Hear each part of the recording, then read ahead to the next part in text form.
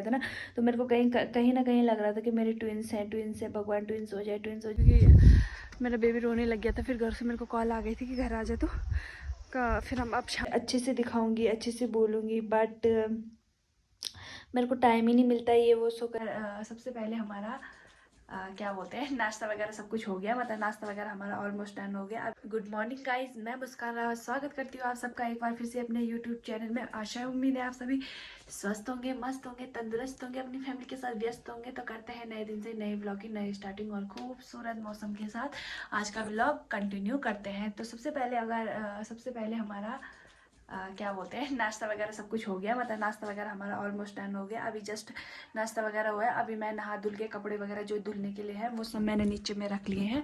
जो कपड़े वगैरह धुलने के लिए वो मैंने सब नीचे रख लिए हैं और कपड़े वगैरह भी मैंने चेंज कर लिए हैं।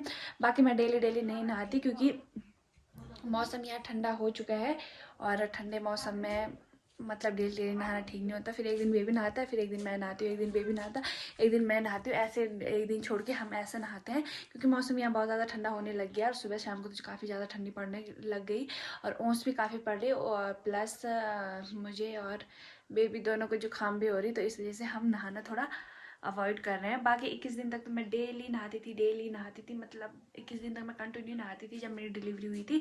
बाकी अब मैं एक दिन छोड़ के एक दिन नहा रही हूँ, एक दिन मैं अवॉइड कर रही हूँ। तो सबसे पहले मैं आज का मौसम दिखाती हूँ, उसके बाद दिखाती हूँ आगे का काम कंटिन्यू, क्योंकि मेरे पास आज बहुत सारा काम है। मतलब दिन के 12 बजे तक मेरे पास सुबह वाला काम है, उसके बाद मैं खाना वगैरह बनाऊँगी, फिर शाम को दोबारा हम खेत में जाएंगे।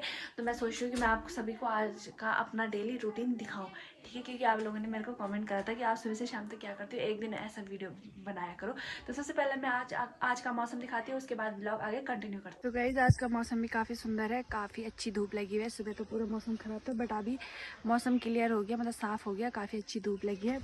और कल के धुले हुए कपड़े भी मैं नीचे उतार के लेके आ गई। अब इनको अंदर रख देती हूँ तय करके, क्योंकि ये बंदा जब आएगा तब इसको कपड़े की नीड होती रहती। मेरे कपड़े कहाँ गए, तो इसके कपड़े में अच्छे से पैक करके रख दूँगी, पता नहीं कब आएगा। अब तो बाहर नहीं रखूँगी, इसके कपड़े अच्छे से पैक कर दूँगी। तो आज का मौसम दिखाती हूँ पहले आप सभी को। ये देखो, यहाँ देखो कितने प्यारे प्यारे फूल लगे हुए हैं ना, प्राकृतिक फूल हैं। देखो आज का मौसम बहुत सुंदर है ना। तो चलो पहले कपड़ों की तय करके अंदर रख देती हूँ, उसके बाद और भी कपड़े सुखाने हैं ना, तो उनके लिए भी तो जगह बनानी है ना, क्योंकि जब तक धूप है तब तक हो सके तो जल्दी से जल्दी पूरे कपड़े धुल दूँ मैं, क्योंकि जब तक धूप है तब तक कपड़े धुल के अंदर रख दूँ और फिर बाद में दिक्कत होती है ना। तो 2-3 दिन तक एक ही जोड़ी कपड़े नहीं सूखता, फिर बहुत ज़्यादा दिक्कत आती है। इसलिए मैं आज रास्ते तक खेत में गई, उसके बाद मैं तुरंत घर आ गई, खेत में भी नहीं पहुंची और घर आ गई सीधे, क्योंकि मेरा बेबी रोने लग गया था। फिर घर से मेरे को कॉल आ गई थी कि घर आ जा, तो फिर हम अब शाम को ही जाएंगे। मैं जल्दी जल्दी खाना बना लेती हूँ और हम जल्दी जल्दी खाना खाएंगे और जल्दी चले जाएंगे, क्योंकि मौसम में थोड़ा बदलाव आ रहा है ना, जो हमारा घास है कहीं वो भीग ना जाए। तो इस डर की वजह से जब धूप लगी है तब हम उनको उसको उस पेड़ में लगा देंगे, जैसे ये करके लगे हुए हैं ना वैसे लगा देंगे। बाकी बंदर ना बहुत टाइम से यहाँ पे था नहीं, मतलब काफ़ी टाइम से यहाँ पे था नहीं, फिर आजकल पता नहीं कहाँ से दोबारा आने लग गया। और हमारे खेत में तो इतने सारे सामान रखा है और काटने के लिए इतना आ रहा है ना, मतलब एक सिंगल आदमी अगर छत में आएगा तो उसको काट ही देगा वो। तो दाल वगैरह भी सुखाने के लिए रखे हैं, इसको तिल कहते हैं हमारी लैंग्वेज में, इसको तिल कहते हैं, वहाँ पे चू कहते हैं उसको। वहाँ पे मिर्च भी हैं और यहाँ पे सूटों की दाल भी है, सब कुछ रखा हुआ है।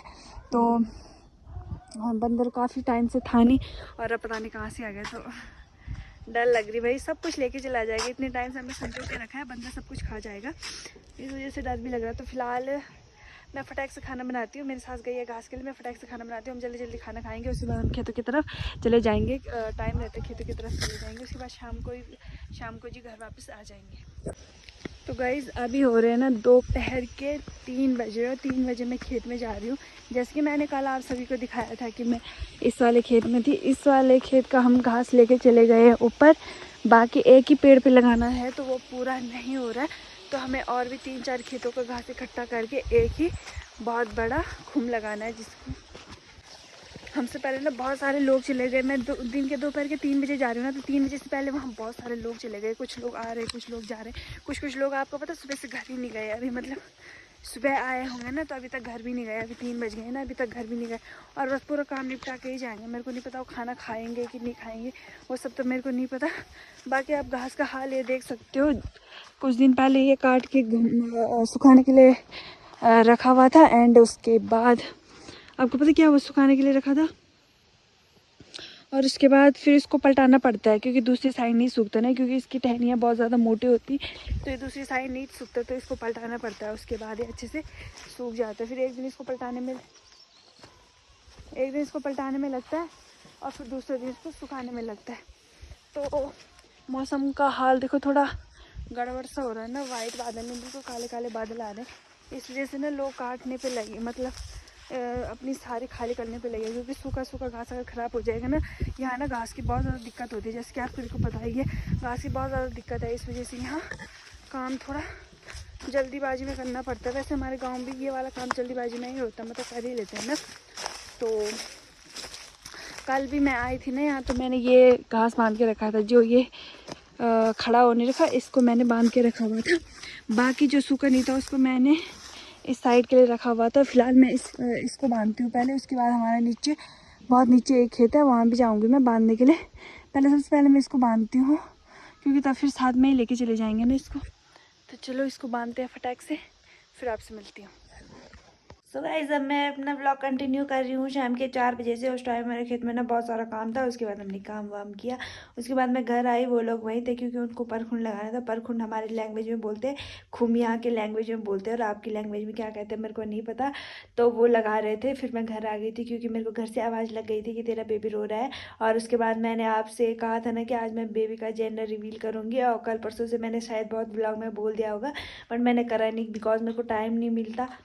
और फिर मैंने सोचा अच्छे से दिखाऊंगी, अच्छे से बोलूँगी, बट मेरे को टाइम ही नहीं मिलता ये वो सो करके। तो मैंने सोचा आज कुछ ना कुछ करके बता ही देती हूँ, कि जो भी है जैसे भी है बता ही देती हूँ। तो गाइज, मैं आपको बताना चाहती हूँ कि मेरा बेबी बॉय हुआ है या बेबी गर्ल। तो उससे पहले मैं इससे ही पूछ लेती हूँ, तो आप बताइए, आप बेबी गर्ल हो या बेबी बॉय? बताओ बताओ, अरे बताओ ना। आहा, देख लिया आपने इसका चेहरा। तो इसके सर में ना बहुत ज़्यादा बाल और कितने घने काले बाल दिख रहे होंगे आपको भी ना। तो guys guys guys guys, suspense को दूर करते हुए मैं आपको बता देती हूँ कि मेरी बेबी गर्ल है, और वो 16 तारीख को हो गई थी, और ये बेबी गर्ल है। और यहाँ से हमारी बातें ऐसे कान लगा के सुन रही, बड़ी बड़ी आंखें करके सुन रही है। बेबी गर्ल है तू, लड़की है तू? जी गाइज, ये लड़की है। और ऐसा होता ना कि मतलब बहुत टाइम से मैं बताना चाहती थी, ये भी नहीं था कि मैं छुपा रही थी, या फिर कुछ कुछ लोग ऐसा होता ना कि मैं मतलब खुद जब बता नहीं रही, तो कुछ कुछ लोग कमेंट कर रिप्लाई कर रहे थे कि उसकी तो बेबी गर्ल हुई है, उसकी तो बेबी बॉय हुआ है, बताने में क्या दिक्कत आ रही है। तो दिक्कत विक्कत कुछ नहीं होती, कि दिक्कत विक्कत कुछ नहीं हो रही मेरे को बताने में, बिकॉज क्योंकि देखो कुछ तो टाइम नहीं मिला। उससे पहले जो मेरे व्लॉग थे उसमें मैंने आपको सारी अपडेट दी थी, चाहे आपको समझ आई होगी नहीं आई होगी, बट मैंने आपको सारी अपडेट दी थी। बट इस टाइम मैं बता नहीं रही थी, या फिर मेरे को टाइम नहीं मिल रहा था, इस वजह से मैं नहीं बता रही थी। टाइम क्या, मेरे को ऐसा नहीं लग रहा, मेरे को नहीं लग रहा था कि मैं ऐसा बोलूँ, मेरे को ऐसे ही लग रहा था कि मैं ऐसा करके दिखा के बोलूँ कि भाई ये देखो क्या है ऐसे करके। और आपको पता है हम मिट्टी वाले रूम में शिफ्ट हो रखे ना, तो फिर हम जब ये बाहर पे थी ना, तब मेरे को बताने का मन था, बट हो जाता है ना कभी, इतना काम होता है पहाड़ों में, जितना कि आप लोगों ने कमेंट भी करा था कि आप घर में इतना काम मत क्या करो। तो अभी आपको इतना काम करने की ज़रूरत नहीं है, बट मैंने आपको बताया था ना कि घर में थोड़ा बहुत काम हो ही जाता है पहाड़ों में, अंदर बाहर खाना बर्तन झाड़ू पोछा ये सब हो ही जाता है घरों में, तो करना पड़ता है। अपनी बेबी को लेकर ना सबका एक ड्रीम होता है, तो मेरा ड्रीम था कि मेरे ट्विंस हो जाए, भगवान ट्विंस हो जाए। जब तक मैंने अल्ट्रासाउंड नहीं कराया था ना, तो मेरे को कहीं ना कहीं लग रहा था कि मेरे ट्विंस हैं, भगवान ट्विंस हो जाए। बट जब मैंने अल्ट्रासाउंड कराया ना, तो इसमें साफ साफ आ गया कि आपके ट्विंस नहीं है, सिंगल बेबी है। तो फिर मेरे को थोड़ा, मेरा मन खट्टा सा हो गया, बट कोई बात नहीं, भगवान ने इतनी प्यारी चीज़ दी है ना, इतनी प्यारी चीज़ दी है ना, कि मैं उसको शब्दों में बयान नहीं कर सकती, शब्दों में नहीं बता सकती कि कितनी प्यारी चीज़ है। और आप देखोगे ना, तो आप भी बोलोगे लिटरली कितनी प्यारी चीज़ दी है भगवान ने। तो अगर ट्विंस हो जाते तो क्या पता मेरे को और ज़्यादा खुशी होती, बट जब अब ये बेबी हो गया ना तो इससे ज़्यादा मेरे को नहीं लगता इस खुशी से ज़्यादा कुछ ज़्यादा खुशी होगी, इससे ज़्यादा भी कुछ खुशी हो सकती।